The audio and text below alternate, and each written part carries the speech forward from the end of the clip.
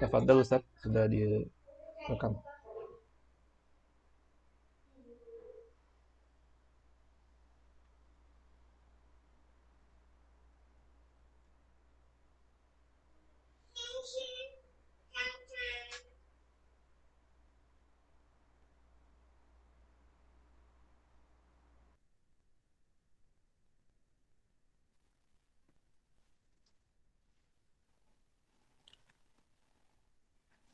Alhamdulillah wassalatu wassalamu ala rasulillah wa ala alihi wa ashabihi wa nittaba'ahum bi ihsanin ila yaumiddin wa sallama tasliman katsira. Baik, insyaallah azza wa jalla di dalam kitab yang akan kita bahas pada pertemuan perdana ini adalah kitab Hakikat Pokok-pokok dan Buah Keimanan berdasarkan Al-Qur'an dan As-Sunnah karangan dari Syekh Abdurrahman bin Nasir As-Sa'di. Baik, insyaallah azza wa jalla kita akan mulai dari halaman pertama dari muqaddimah penulis, ya ini juga bagian yang penting untuk kita pelajari ketika kita membaca sebuah kitab, ya kita ingin dengar atau kita ingin tahu apa sih makna atau maksud dari penulis menulis kitab ini.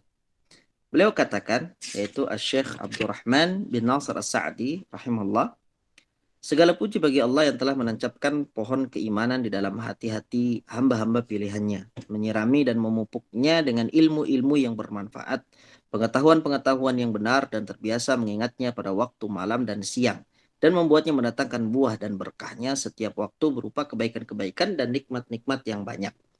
Maka di sini ya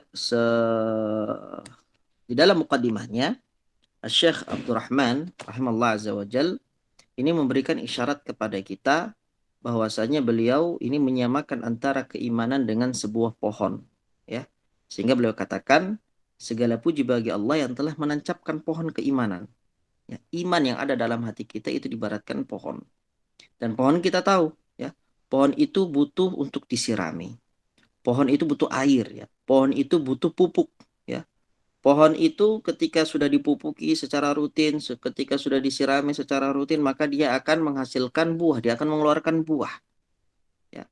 Begitu juga keimanan. Keimanan seorang hamba itu butuh untuk terus disiram. Ya, keimanan kita ini butuh untuk terus dipupuki. Ya, keimanan kita ini ya butuh untuk terus diperbanyak, ya, untuk dijaga, dirawat. Yang dengannya kita berharap kepada Allah Subhanahu wa taala dengan keimanan tersebut bisa menghasilkan ibadah-ibadah yang Allah Azza wa Jalla ridhoi. Karena tentu kita tidak dapat memungkiri yang menjadikan kita bisa mengamalkan ibadah ini dan itu adalah seberapa besar keimanan kita kepada Allah Subhanahu wa taala. Bukan ilmu, ya. Orang ada dia mempunyai wawasan yang luas. Ada banyak orang ya yang memiliki ilmu yang luas, tetapi imannya ternyata tidak mendukung dia untuk mengamalkan ibadah-ibadah yang Allah Subhanahu wa taala perintahkan. Jadi dalil yang dia hafal ya, ayat-ayat yang dia hafal, hadis-hadis yang dia hafal, itu tidak menjadikan apa? Tidak menjadikan dirinya mudah tergerak di dalam beribadah kepada Allah Subhanahu wa taala dalam amalan-amalan yang agung, ya. Jadi yang membuat seseorang itu bisa beribadah itu adalah keimanannya, bukan ilmu. Ilmu itu pada hakikatnya dasarnya kalau seandainya orang itu mencari ilmu karena Allah Azza wa Jalla, dia akan menghadirkan iman. Ketika iman itu sudah ada, barulah itu menghadirkan amal. Ya. Ketika tidak ada amal, berarti yang bermasalah imannya. Ketika tidak ada iman, berarti yang bermasalah ilmunya. Sehingga yang patut dilakukan oleh seorang muslim adalah terus untuk menggali ilmu syar'i yang dengannya imannya bisa bertambah, yang dengannya dia bisa beramal dalam agama ini, yang dengannya Allah Subhanahu wa taala akan ridhoi dia. Taib. Kemudian beliau berkata, saya bersaksi bahwa tidak ada ya ilah yang berhak disembah kecuali Allah semata, tidak ada sekutu baginya, yang Maha Esa, Maha mengalahkan dengan paksa, Maha mulia, Maha penyayang dan Maha pengampun. Dan saya bersaksi juga bahwa Nabi Muhammad adalah hamba dan rasulnya, rasul pilihan yang terbaik. Amma ba'du. Ini adalah sebuah buku yang berisi tentang pembahasan-pembahasan imaniyah. Maksudnya pembahasan-pembahasan iman. Sehingga nanti kalau kita lihat di daftar isi, ya pembahasan dalam buku ini hanya berkutat dalam 3 pasal. Pasal yang pertama beliau akan berbicara tentang definisi atau tafsir keimanan, ya. Di dalam pasal pertama ini beliau akan banyak mengutip ayat-ayat tentang keimanan, hadis-hadis tentang keimanan dan dikaitkan dengan pembahasan definisi yang beliau sebutkan. Kemudian di pasal kedua ya, beliau menyebutkan sumber-sumber ya yang dimana di situ kita bisa mengambil atau bisa menghadirkan keimanan, ya. Sumber-sumber diambilnya iman. Sedangkan pasal yang ketiga adalah faidah-faidah dari keimanan. Hanya membahas tentang 3 poin saja. Beliau katakan ini merupakan pembahasan agama yang paling penting. Tentu, ya. Kenapa? Karena pembahasan iman itu adalah pondasi. Akidah itu adalah pondasi dalam bangunan amalan seorang manusia. Kita bisa bayangkan kalau seandainya ya, ada sebuah rumah yang pondasinya kemudian tidak kokoh, pondasinya kropos, ya, rapuh, maka sudah dipastikan bangunan itu akan hancur dalam waktu yang secepatnya. Dengan hanya sekedar menggoyangkan sedikit saja, mungkin bangunan itu dalam detik itu pula akan hancur. Tapi kalau seandainya bangunan tersebut memiliki pondasi yang kuat, pondasi yang kokoh, maka ya bangunan itu akan selamat dari kehancuran. Nah, ini diibaratkan oleh para ulama dengan keimanan. Keimanan seorang muslim, ya. Amalan apapun yang kita lakukan, kita beribadah kepada Allah dengan ketaatan, dengan semangat yang luar biasa, ya. Kita berbakti kepada orang tua, ya, kita menyayangi keluarga kita, ya, kita berkhidmat kepada Allah dalam agama ini, ya, kita berinfak dengan harta yang luar biasa banyaknya. Tapi kalau seandainya terdapat kekeroposan di akidah dan keimanan kita, maka semua itu tidaklah berguna bagi kita di dunia maupun di akhirat. Maka membahas akidah, membahas keyakinan, membahas tauhid, membahas keimanan, ini merupakan pembahasan yang paling penting di dalam agama. Dan pokok kebenaran dan keyakinan yang paling besar, yang mana hal itu bersumber dari kitab Allah yang mulia, kitab suci yang menjamin terrealisasinya pokok-pokok ini dengan realisasi yang tidak membutuhkan tambahan padanya. Dan juga bersumber dari sunnah nabinya Muhammad SAW yang sesuai dengan Al-Quran dan berfungsi menjelaskannya, mengungkap atau mengurai banyak masalah dari hal-hal yang bersifat global yang terdapat di dalamnya, dan menjelaskan secara rinci banyak dari hal-hal yang mutlak atau hal-hal yang masih sifatnya umum dari Al-Quran itu sendiri. Baik, di sini kemudian beliau memberikan isyarat bahwasanya kita di dalam membahas keimanan, kita di dalam membahas tauhid, kita di dalam membahas akidah tidak bisa terlepaskan dari dua sumber rujukan hukum di dalam Islam, yaitu Al-Quran dan As-Sunnah. Karena Al-Quran ini adalah firman Allah Azza wa Jal.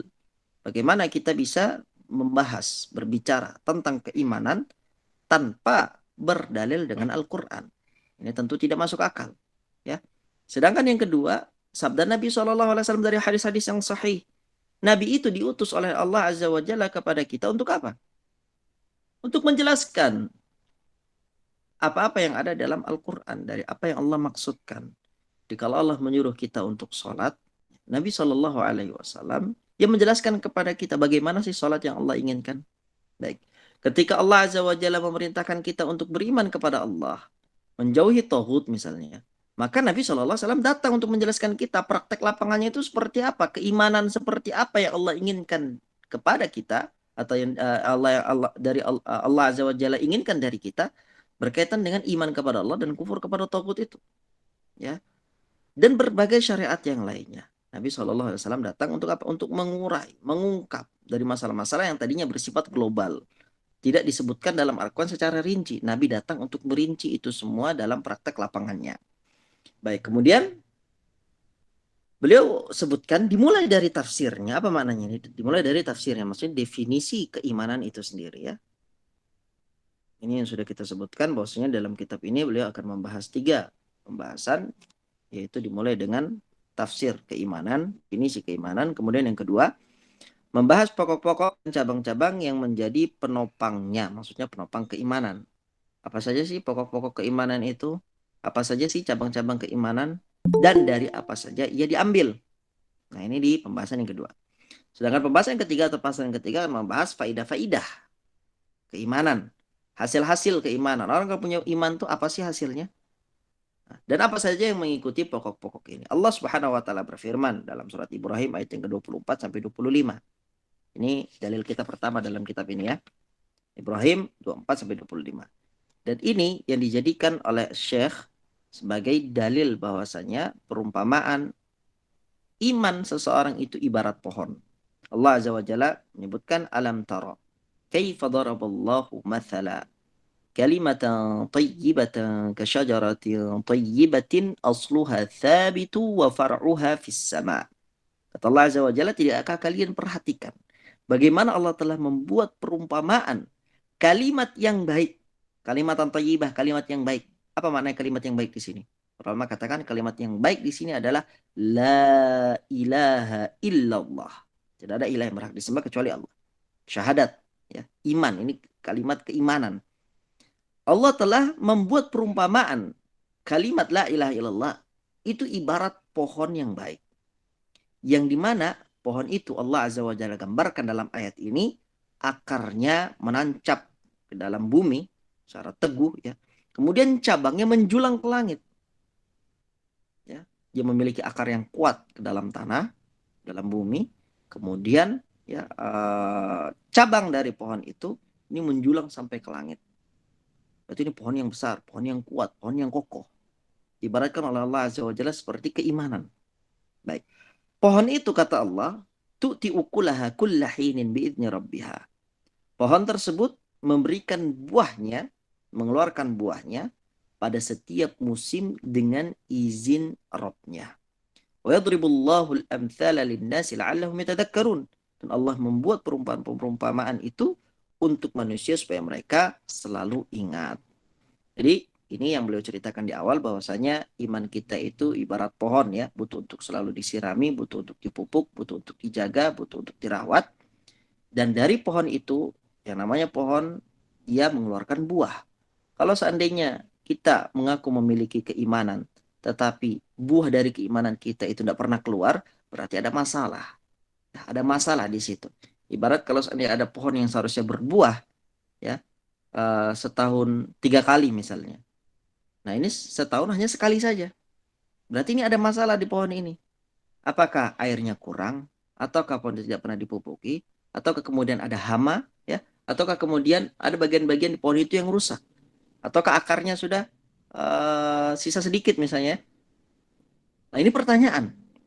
Begitu juga kita. Kita mengaku beriman, tapi banyak amalan-amalan yang seharusnya standar seorang muslim dan mukmin itu melakukannya, kita tidak melakukannya. Maka ini pertanyaan, apakah ya, yang terjadi dalam keimanan kita sehingga iman kita itu tidak menghasilkan buah. Iman kita ini tidak menghasilkan faidah. Tidak ada manfaatnya keimanan kita ini. Ya, tidak terlihat secara zahir. Baik, di sini beliau katakan, di sini Allah Azza wa Jalla mengumpamakan kalimat iman yang merupakan kalimat yang paling baik dengan sebuah pohon yang juga paling baik yang disebutkan dengan ciri-ciri yang terpuji ini. Yang dimana pohon tersebut memiliki akar yang teguh dan kokoh. Pertumbuhannya terus berlangsung. Apa maknanya di sini? Keimanan juga seperti itu, ibu-ibu ya. Iman itu selalu kita ulang-ulang. Yazidu wa yanqus, bertambah dan berkurang. Bisa bertambah terus sampai akhirnya iman itu sempurna. Berkurang sampai iman itu benar-benar hilang. Ya. Di sini disebutkan bahwasanya ya pohon itu dia dapat tumbuh, dia tumbuh terus. Begitu juga dengan keimanan yang terus bertambah.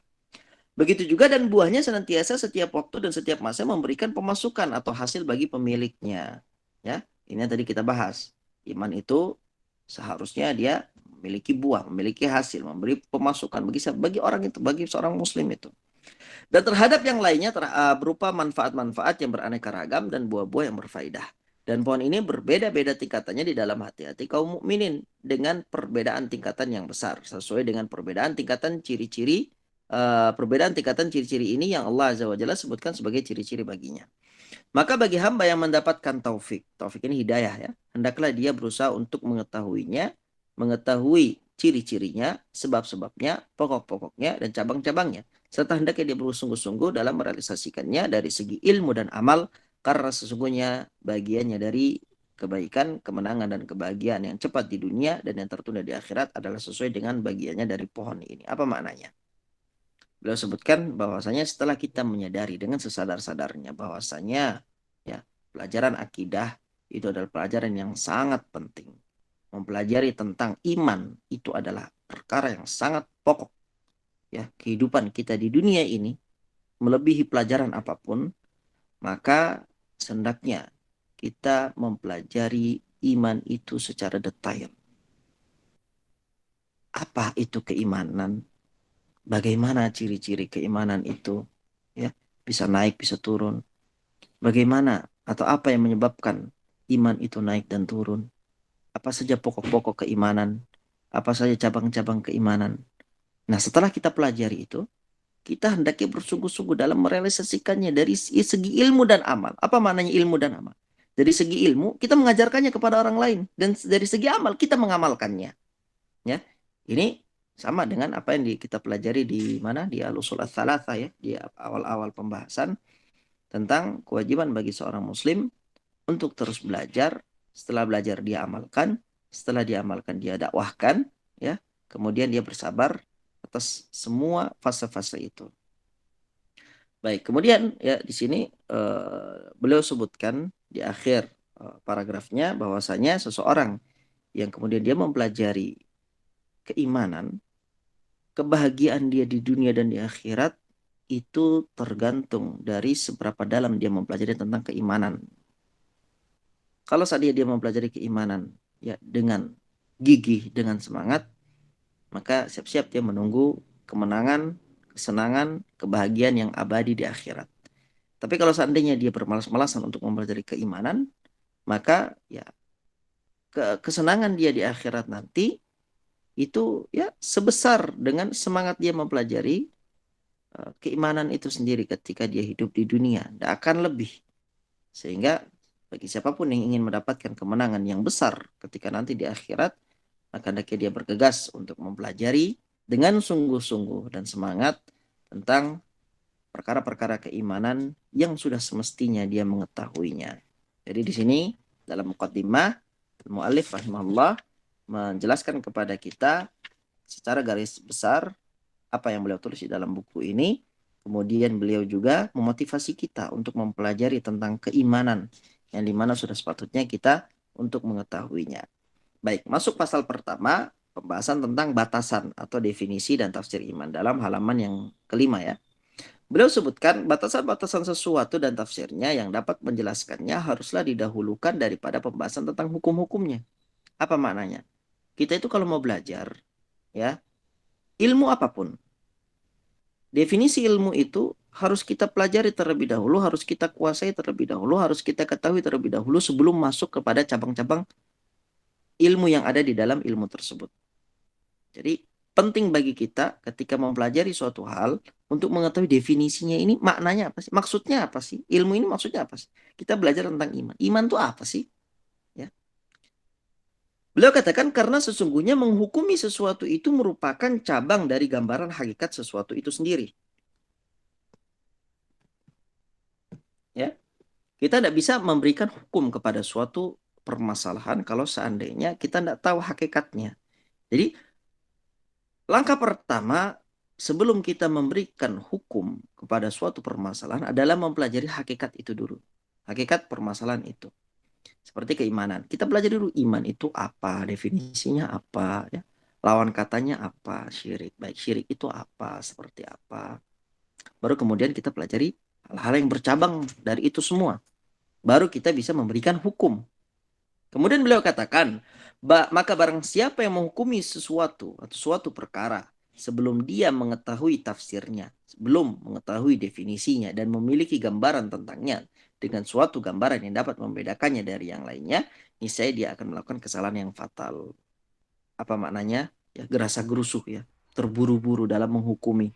Padahal dia tidak tahu apa itu iman, ya, apa itu Islam, apa itu ihsan. Dia tidak tahu amalan-amalan ya yang masuk ke dalam kesyirikan. Dia tidak tahu amalan-amalan yang masuk ke dalam lingkup kekufuran. Dia tidak bisa membedakan itu semua. Lantas dia bersegera dalam memberikan hukum. Tentunya yang dia lakukan adalah sebuah kesalahan yang fatal. Terlebih dahulu dia harus mengetahui definisi dari setiap pembahasan yang ingin dia hukumi.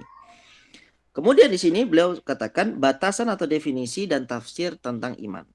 Iman adalah pembenaran yang pasti dan pengakuan yang sempurna. Ya, pembenaran yang pasti dan pengakuan yang sempurna terhadap semua hal yang diperintahkan oleh Allah dan Rasul-Nya untuk mengimaninya dan kepatuhan secara zahir dan batin. Maka di sini beliau sebutkan tentang definisi iman. Iman itu apa sih? Pembenaran dan pengakuan yang sempurna. Akan apa? Akan semua yang diperintahkan oleh Allah dan Rasul. Apapun yang Allah perintahkan kepada kita, apapun yang Rasulullah SAW perintahkan kepada kita, wajib untuk kita membenarkan hal itu semua. Wajib bagi kita untuk mengakui bahwasanya itulah kewajiban kita. Ya, ini harus kita pahami. Bukan hanya sekedar membenarkan dan mengakui, tetapi kita juga patuh kepada perintah-perintah tersebut secara zahir dan batin.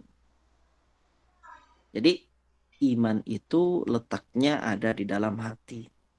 Masuk ke dalam lingkup amalan hati. Kenapa? Karena ini berkaitan dengan tasdiq, ya, pembenaran. Apakah kita membenarkan adanya Allah?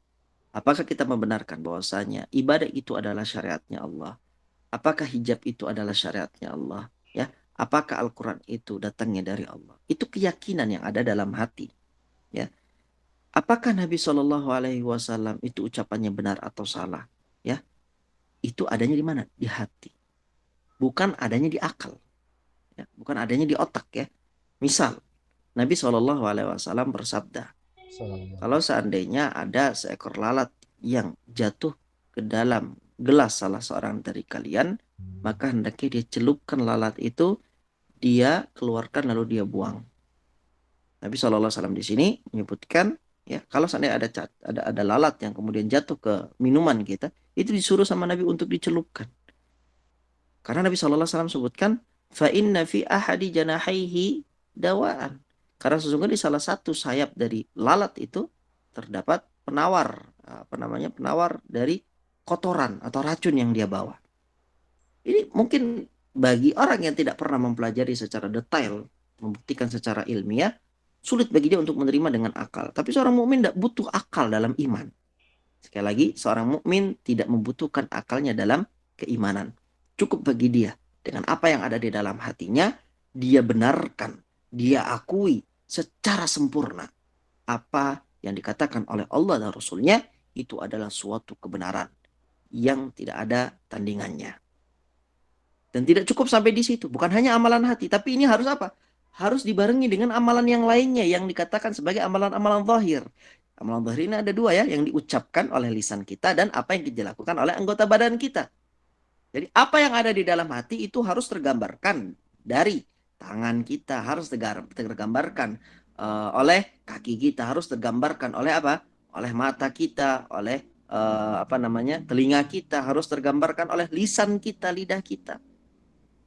Itulah keimanan. Sehingga beliau katakan maka iman itu adalah pembenaran dan keyakinan hati yang mengandung amal-amal hati dan amal-amal badan, dan hal itu mencakup pelaksanaan agama seluruhnya, ya. Amalan-amalan hati dan amalan-amalan badan. Lalu di sini kalau ada yang tanya mana ini apa namanya, pengucapan dengan lisan, ini masuk dalam kategori amalan-amalan badan, ya. Jadi iman itu pembenaran dengan hati yang mengandung amalan-amalan hati dan amalan-amalan badan. Oleh karena itu dahulu para imam as-salaf berkata iman itu adalah ucapan hati dan lisan serta amal hati, lisan dan anggota badan. Jadi kalau ucapan itu ada di hati dan ada di lisan, hati mengucap, lisan berucap. Sedangkan amal itu ada tiga. Ada hati, ada lisan, dan ada anggota badan. Ini akan jelaskan secara detail contoh-contohnya di pelajaran-pelajaran yang akan datang. Beliau katakan maka iman itu adalah ucapan, amal, dan keyakinan yang bisa bertambah dengan ketaatan dan bisa berkurang dengan maksiat.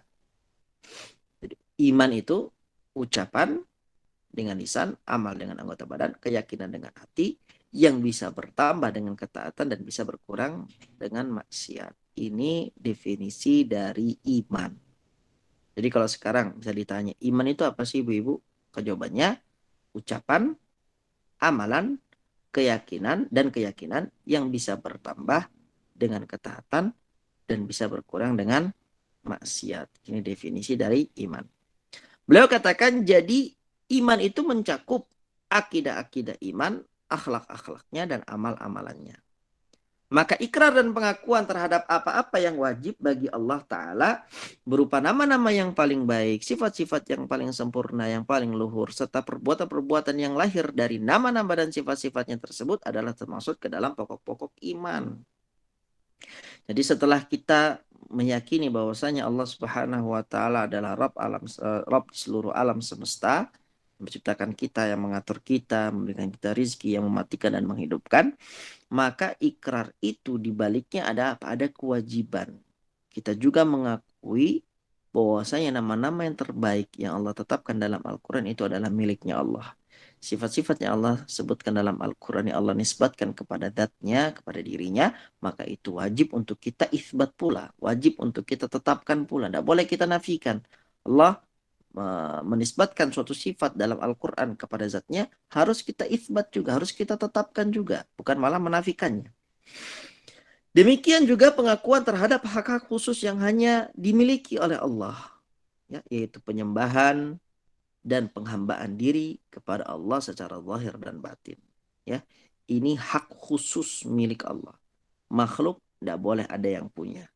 Siapapun itu, mau manusiakah, jinkah, malaikatkah, ya, atau makhluk-makhluk yang lainnya, tidak boleh mendapatkan hak ini karena hak ini adalah hak khusus milik Allah Azza wa Jalla.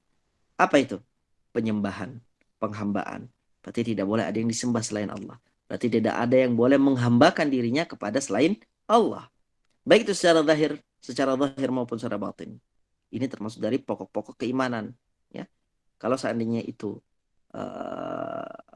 diselisihi, maka pokok keimanan itu akan hancur. Beliau katakan juga mengakui segala sesuatu yang dikabarkan oleh Allah tentang para malaikat dan tentara-tentaranya, segala sesuatu yang ada, ya, yang telah terdahulu maupun yang akan datang, dan pengabaran tentang hari akhir, semua ini termasuk ke dalam pokok-pokok iman. Jadi apapun yang Allah Azza wa Jalla informasikan kepada kita di dalam Al-Quran maupun melalui lisan Nabi SAW yang berupa hadis-hadis Nabi yang sahih, tentunya ini ada kewajiban bagi kita untuk membenarkan. Sekali lagi, ada kewajiban kita untuk membenarkan walaupun akal kita belum dapat menerimanya. Ya, ini banyak sekali contohnya. Perkara-perkara gaib ini tidak masuk dalam akal. Apakah kalau tidak masuk dalam akal lalu otomatis kita tolak? Apabila kita boleh berhak untuk menolaknya kalau tidak masuk dalam akal kita? Tidak boleh.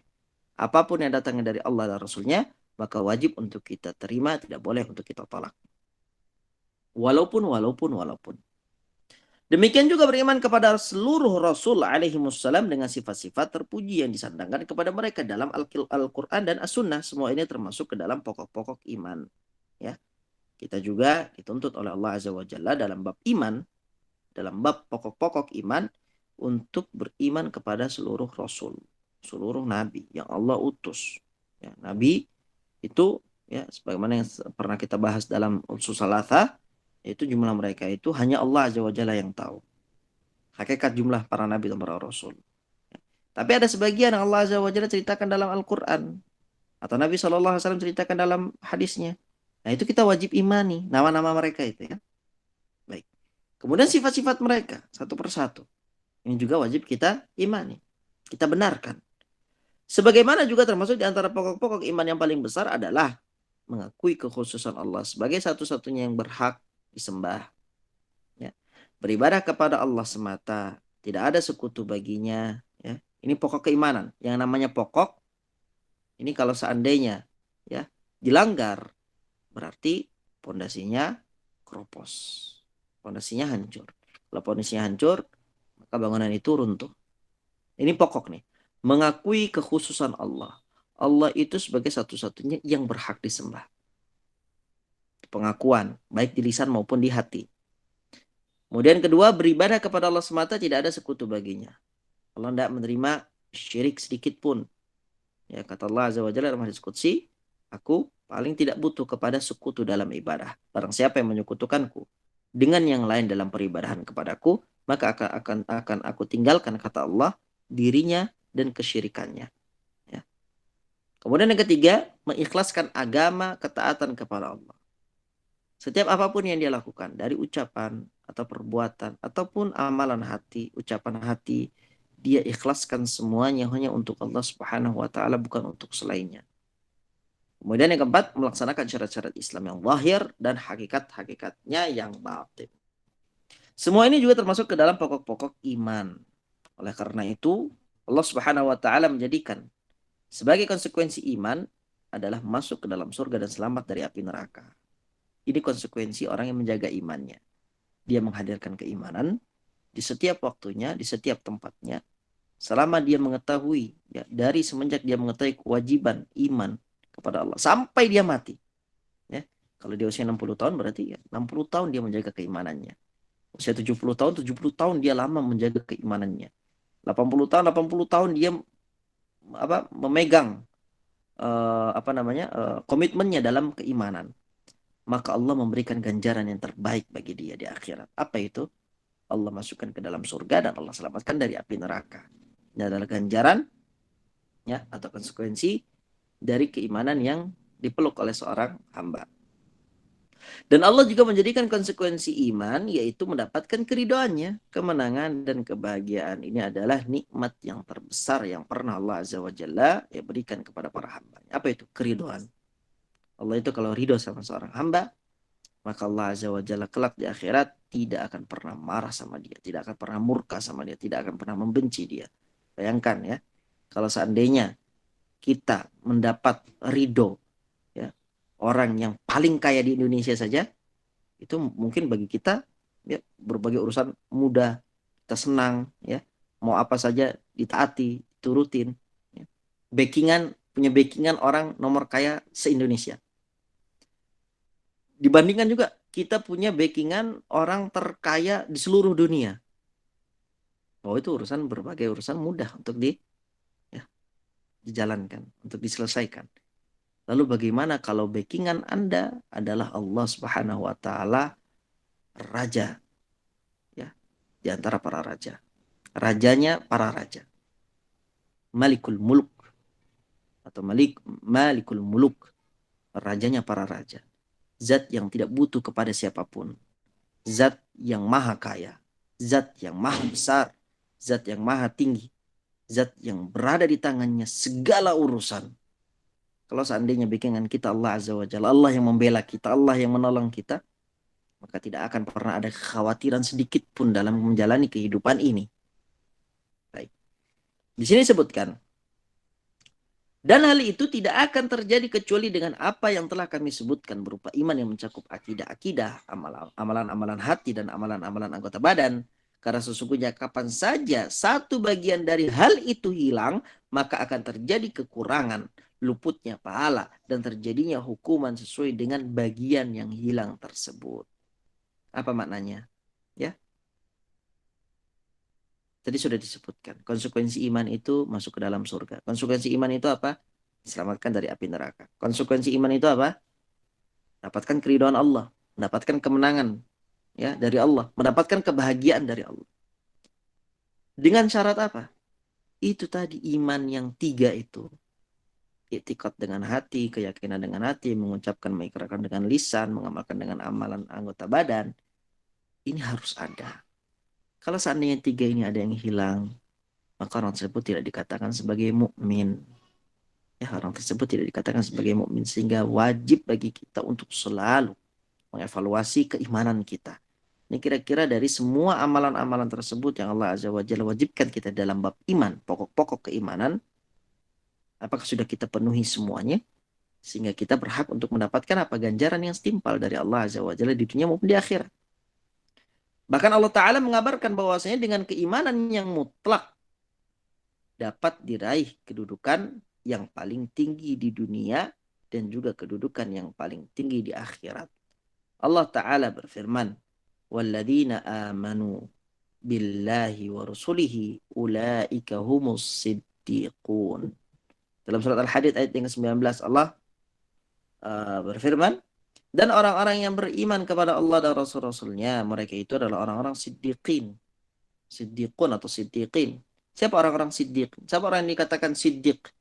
Yaitu orang yang beriman kepada Allah dan Rasulnya.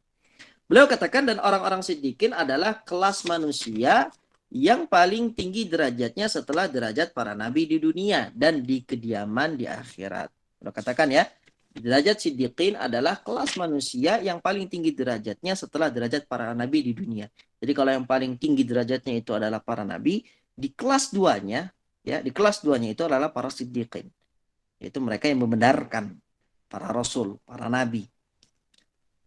Allah mengabarkan di dalam ayat ini bahwasanya barang siapa yang merealisasikan iman kepada Allah dan kepada Rasul-Rasulnya, nih saya dia akan mendapatkan kedudukan yang paling tinggi ini, ya, darajah ini atau derajat ini dia akan dapati. Ini ditafsirkan dan dijelaskan oleh hadis yang thabit, maksudnya yang sahih di dalam Sahihain dari Nabi Shallallahu Alaihi Wasallam, hadis yang dikeluarkan oleh Imam Bukhari dan Muslim. Di mana Nabi Shallallahu Alaihi Wasallam bersabda, Inna ahlal jannati layatara'awna ahlal ghurafi fil jannati. Dalam riwayat lain, min fawqihim. Kama tara'awna al-kawkab al-syarqiyya awil gharbiyya fil ufuq. Litafaduli bainahum. Kata Nabi Shallallahu Alaihi Wasallam, sesungguhnya penghuni-penghuni surga benar-benar dapat melihat penghuni-penghuni kamar-kamar di surga sebagaimana kalian bisa melihat bintang timur atau barat di ufuk, ya, yang berada di atas mereka. Apa maknanya? Kata Nabi SAW, penduduk surga itu, ya, kalau dia menengadah ke atas, sebagaimana ketika di dunia dia melihat bintang di langit, ya, dia juga dapat melihat ketika dia di surga, dia menengadah ke atas, dia akan melihat apa? Kamar-kamar dari penduduk surga yang ada di atas mereka. Itu kelihatan. Sebagaimana kita di dunia dapat melihat bintang. Bisa dibayangkan ya, jaraknya ya. Kita di dunia, kita melihat di malam hari ke langit ada bintang. Ketika di surga, penduduk surga yang di bawah itu melihat ke atas, ya, penduduk surga yang di tingkat atasnya itu kelihatan dari bawah sebagaimana apa? Sebagaimana kita ketika di dunia melihat bintang. Betapa luasnya rahmat Allah dalam surga. Betapa banyaknya nikmat Allah di dalam surga. Apa yang menjadikan, oh ini ada yang di bawah, ada lagi yang di atasnya, ada lagi yang di atasnya, ada lagi yang di atasnya. Nah, penempatan ini apa yang apa? Kenapa Allah Azza wa Jalla membedakan tempat-tempat itu? Kenapa? Karena perbedaan keutamaan iman yang ada di antara mereka. Ini yang menyebabkan Allah Azza wa Jalla membedakan manzilah-manzilah mereka, posisi-posisi mereka. Mereka para sahabat bertanya, faqalu, ya Rasulullah, tilka manazilul anbiya, la yablughuha ghairuhum. Wahai Rasulullah, itu adalah kedudukan para nabi yang tidak bisa dicapai oleh orang-orang selain mereka. Nabi SAW menjawab, bala walladhi nafsi biyadih, rijalun amanu billah, wa saddaqul mursalin. Tentu demi zat yang jiwaku berada di tangannya, itu juga dapat diraih. Manzilah-manzilah itu juga dapat diraih oleh orang-orang yang beriman kepada Allah dan membenarkan para rasul. Apa maknanya di sini? Jadi surga-surga tingkatan yang tinggi, ya, ada yang rendah, ada yang sedang, ada yang tinggi. Yang tinggi itu bukan hanya, ya, diduduki oleh para nabi dan para rasul, tetapi juga bisa, ya, ditinggali oleh orang-orang as-siddiqun, orang-orang yang beriman kepada Allah dan membenarkan para rasul. Tergantung kapasitas keimanan mereka. Keimanan mereka kepada Allah dan pembenaran mereka terhadap para rasul, yakni satu, dalam zahir dan batin mereka. Zahirnya menunjukkan pembenaran mereka kepada Allah dan Rasulnya, batin mereka pun membenarkan hal itu. Yang kedua, dalam akidah, akhlak, dan amal mereka. Jadi akidahnya ini, ya, menggambarkan pembenaran mereka kepada Allah dan Rasulnya. Akhlaknya menggambarkan pembenaran mereka kepada Allah dan Rasulnya. Amalan-amalan ibadah mereka membenarkan akan keyakinan mereka kepada Allah dan Rasulnya. Ketiga, dan dalam kesempurnaan ketaatan mereka kepada Allah dan para Rasulnya. Maka dengan pelaksanaan mereka terhadap perkara-perkara ini, menjadi terwujudlah keimanan mereka kepada Allah dan pembenaran mereka terhadap para Rasul.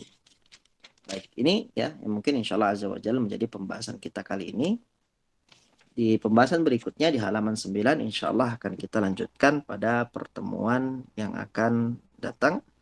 Wassallallahu ala Muhammadin wa ala alihi wa sahbihi wa sallam. Barakallahu fikum. Jazakumullah khairan. Jazakallahu khair.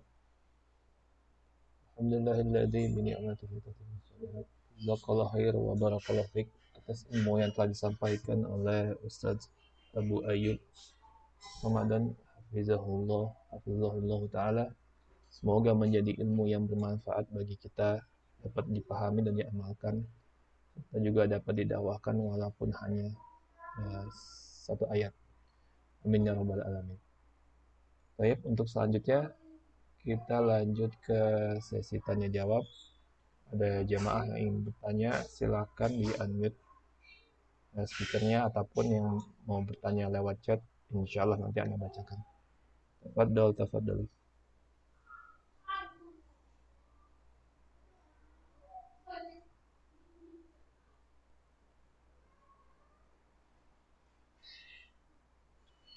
Bismillahirrahmanirrahim. Assalamualaikum warahmatullahi wabarakatuh.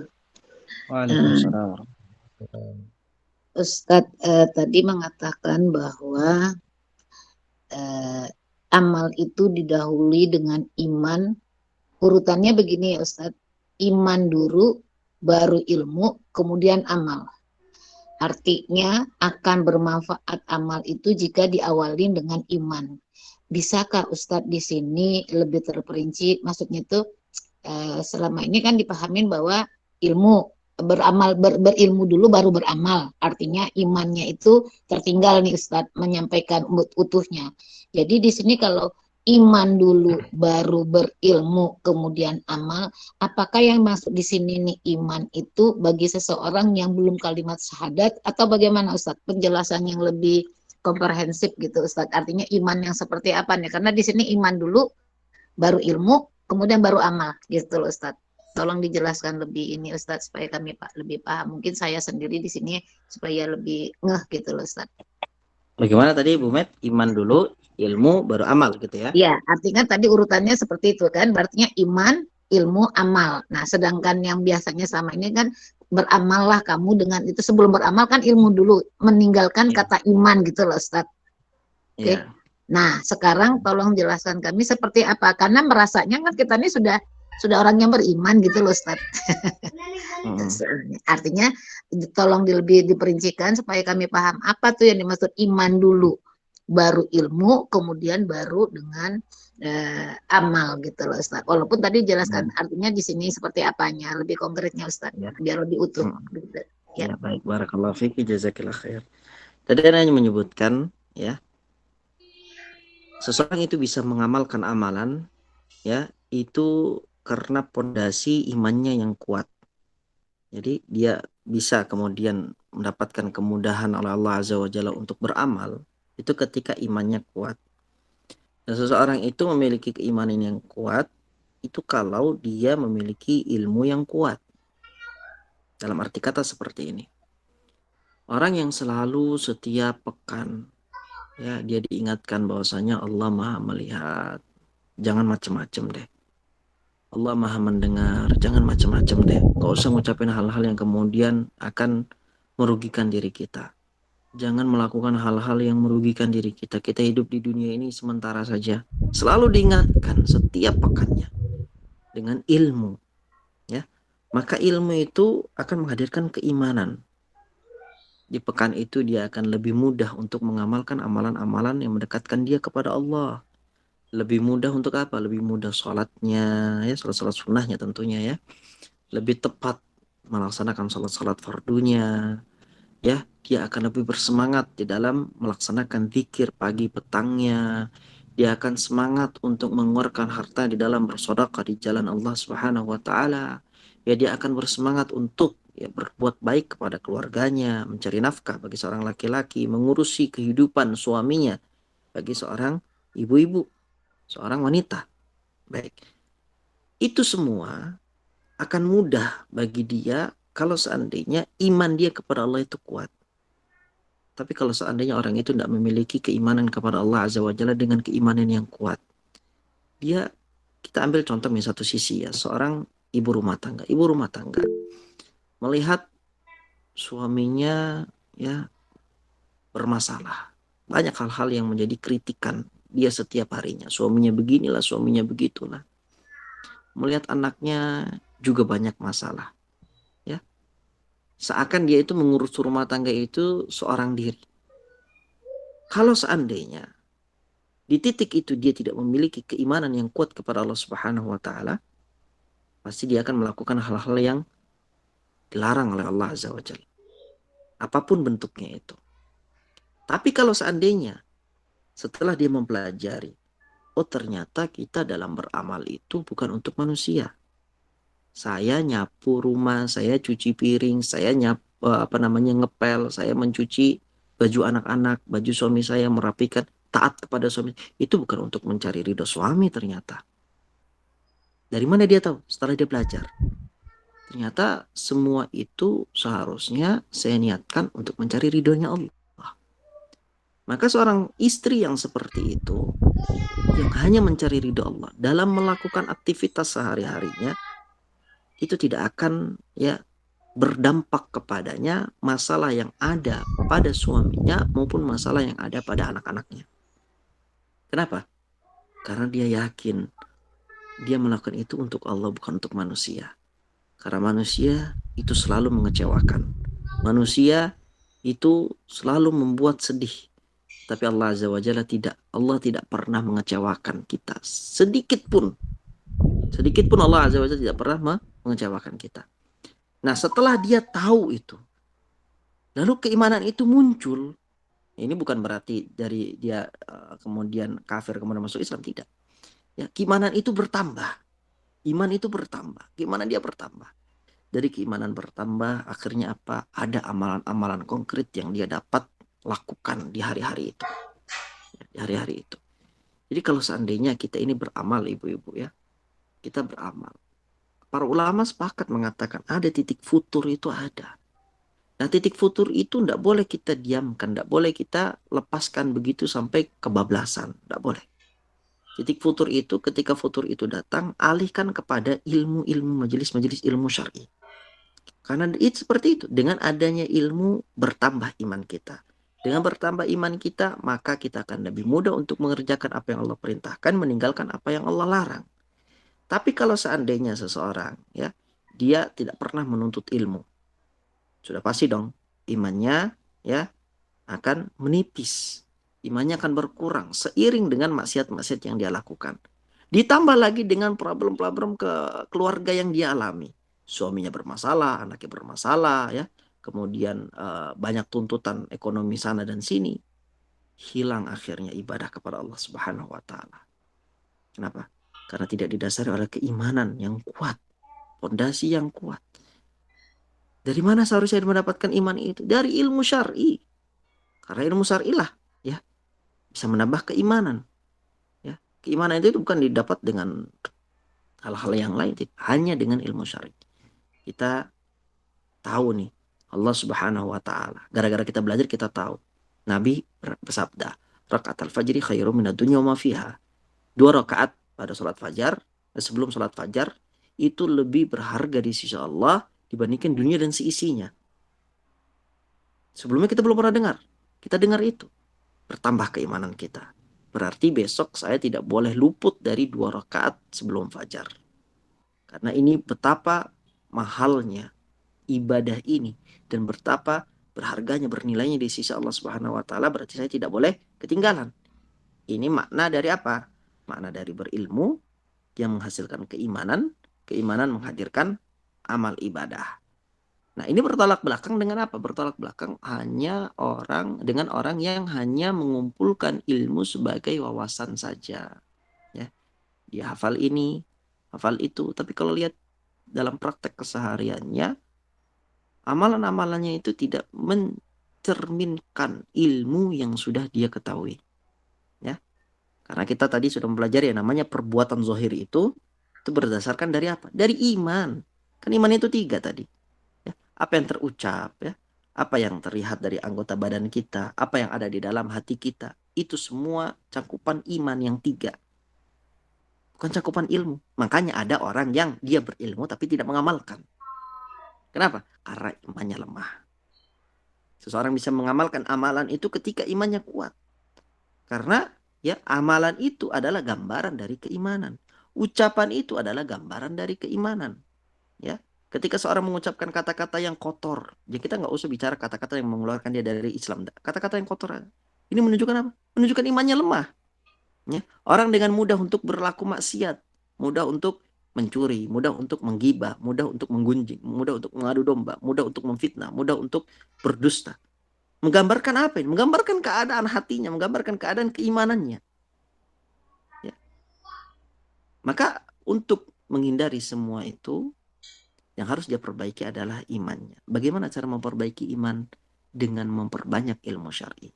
Ilmu syar'inya perbanyak, keimanannya dipupuk, maka dengan itu bagi dia akan mudah untuk mengerjakan perintah dari Allah, menjalankan ya perintah dari Nabi SAW, dan menjauhi larangan dari Allah dan Rasulnya. Jadi gambarnya seperti itu, Bu Met, kurang lebih. Jazakallah khair Ustaz, insyaallah paham. Barakallahu fikum. Jazakallah khair. Baik, jazakumullah khair atas pertanyaan dan jawaban dari jemaah dan jawaban dari Ustaz. Ini Ustaz ada izin bacakan, ada yang bertanya melalui chat Ustaz. Dari Ibu Little Isa. Bismillah, memaknai iman adalah pembenaran. Pembenaran itu didapat dari mana? Dengan memahami Al-Quran dan As-Sunnahkah? Tafadhal Ustaz. Baik, barakallahu fikum. Di sini disebutkan memaknai iman adalah pembenaran. Pembenaran dari mana? Ya, pembenaran. Jadi gini, pembenaran ini maksudnya apapun yang sampai kepada kita dari wahyunya Allah, apapun yang sampai kepada kita dari hadis-hadis Rasulullah, itu kita benarkan. Kita benarkan. Tidak boleh kita salahkan. Tidak boleh kita dustakan. Jadi pembenaran itu lawan katanya pendustaan. Ya, ketika ada orang yang membenarkan wahyu dari Allah, berarti dia mukmin nih, dia benarkan itu. Ya, kalau ada orang yang mengatakan, oh saya nggak percaya itu bohong, itu nggak masuk akal, itu ya itu dusta. Berarti dia di sini konteksnya mendustakan. Orang-orang kafir itu adalah mereka yang mendustakan ayat-ayatnya Allah. Sedangkan orang yang beriman, mereka yang membenarkan ayat-ayatnya Allah Azza wa Jalla. Pembenaran itu kepada siapa? Kepada apa yang Allah kabarkan dan Nabi SAW informasikan. Ya, pembenaran itu kepada dua hal itu. Nah, itu disebut sebagai seorang mukmin. Dan pembenaran itu ada di mana? Pembenaran ini adanya di dalam hati yang kemudian tergambarkan melalui lisan, tergambarkan melalui anggota badan dengan amalan. Jadi merealisasikan pembenaran itu sendiri. Itu makna dari keimanan. Wallahu ta'ala a'lam. Baik, jazakumullah khair wa barakallahu fikum atas jawaban dari Ustaz dan pertanyaan dari jemaah. Apakah ada lagi? Silakan.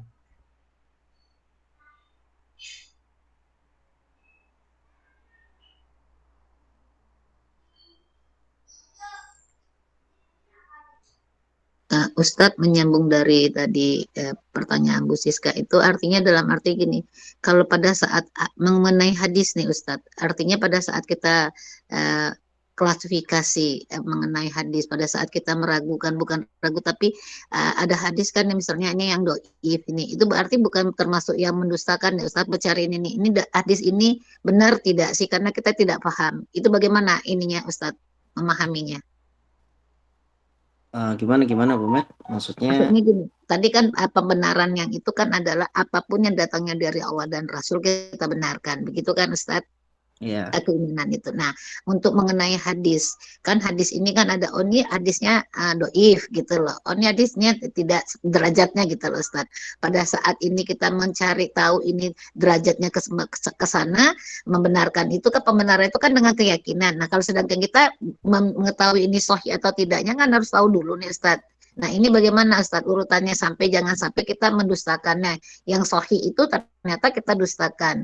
Pada saat kita mencari tahu kebenaran itu bukan untuk dalam rangka membenarkan, itu tidak salah pembenarannya yang terhadap yang doif ataupun di sana yang diajar marbu gitu loh Ustaz. Baik, barakallahu fikum, jazakumullah khair. Untuk berkaitan dengan hadis, maka disyaratkan hadis itu adalah hadis yang sahih. Dari mana kita dapat mengetahui bahwasanya hadis itu sahih atau tidak? Berarti itu kembali kemana? Kembali ke penilaian para imam ahli hadis. Jadi kalau seandainya kita mendapatkan keterangan dari seorang imam ahli hadis bahwasanya hadis itu sahih, paling tidak kita mendapatkan ya penjelasan bahwasanya hadis itu sahih. Lalu kemudian kalau seandainya ya kita mendapatkan keterangan yang lebih detail dari ulama yang mengatakan hadis itu dhaif misalnya, itu berarti hujah yang paling kuat itulah yang kita ambil. Karena kita tidak boleh taklid kepada penilaian seorang ulama sedikit pun ya. Kita lihat, kita paparkan, kita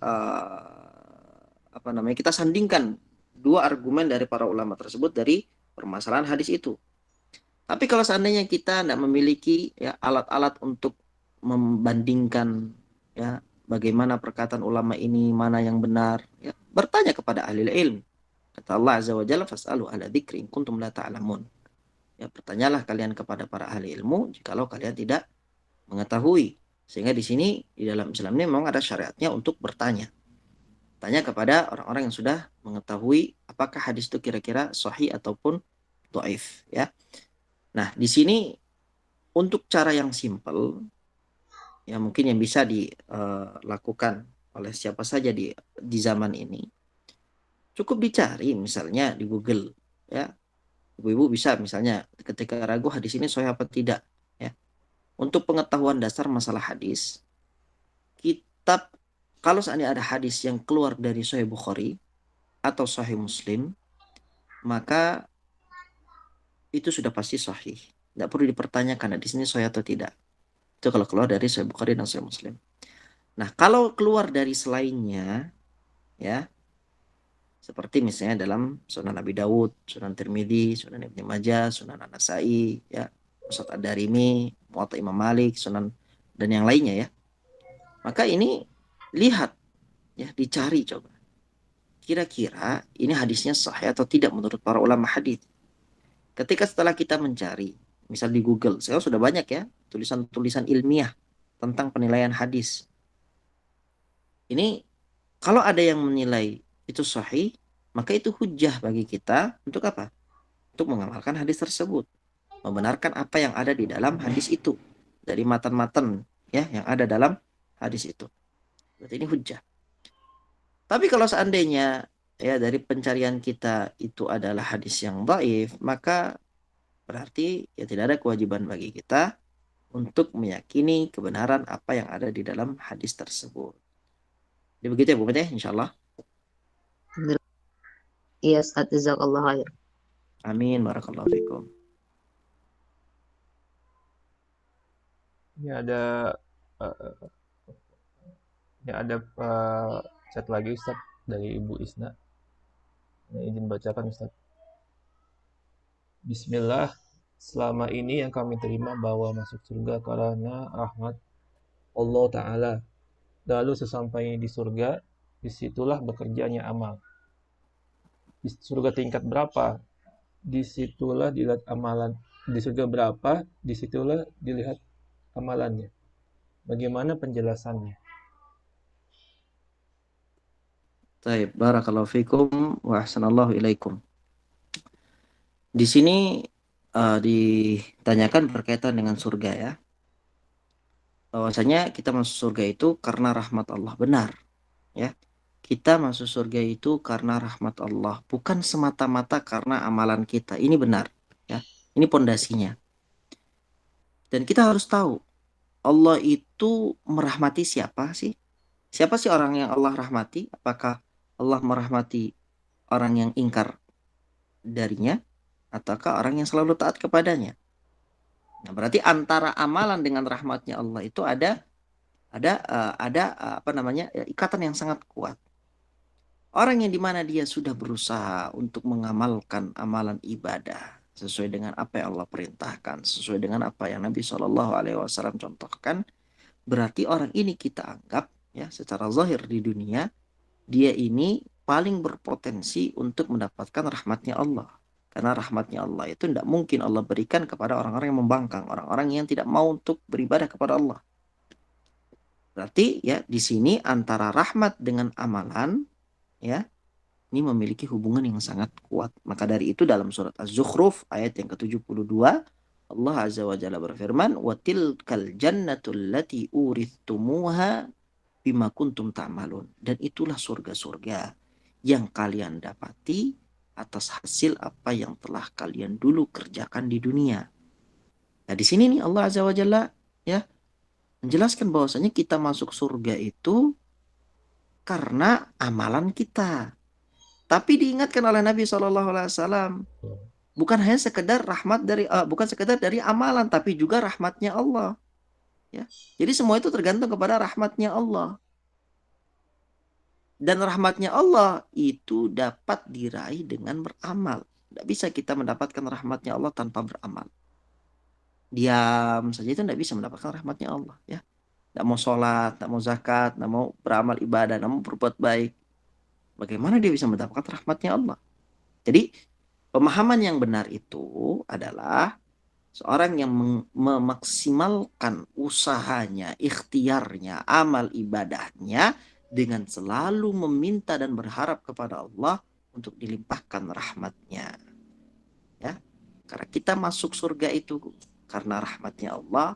Rahmatnya Allah itu didapatkan karena amal ibadah yang kita lakukan.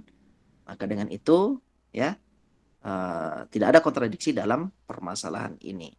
Kemudian di situ ditanyakan sampainya di surga, disitulah di surga tingkat berapa, disitulah dilihat amalannya. Ana kurang paham ya dengan ini, dengan pertanyaan Allah Ta'ala alam.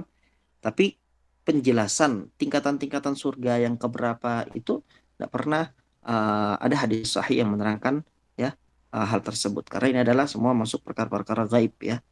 Surga itu di berapa tingkatan yang kedua untuk siapa, untuk tingkatan yang ketiga untuk siapa, keempat untuk siapa, ini tidak ada hadis yang sahih yang menjelaskan hal tersebut. Pada intinya ya, orang-orang yang berada di surga yang paling tinggi adalah orang-orang yang selalu membenarkan Allah dan Rasulnya. Itu dari hadis sahih yang tadi kita baca ya. Allahu ta'ala alam. Baik, jazakumullah khair Ustaz atas jawaban dan jazakumullah khair atas pertanyaan dari jemaah. Baik, mengingat waktu sudah pukul 2:30 waktu Indonesia Barat, maka sesi tanya jawab ini kita akhiri sampai di sini ya.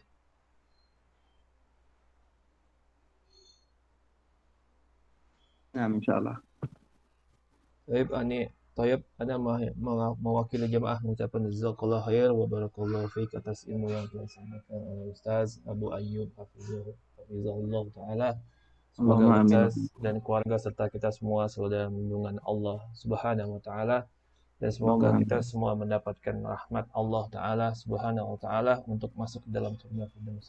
Amin ya rabbal alamin. Mari kita tutup majelis ini dengan membaca doa kafaratul majelis.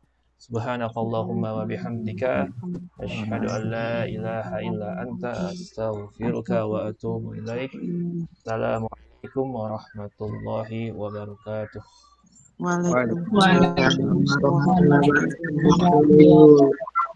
Jazakallahu khair Ustaz, barakallahu fiik.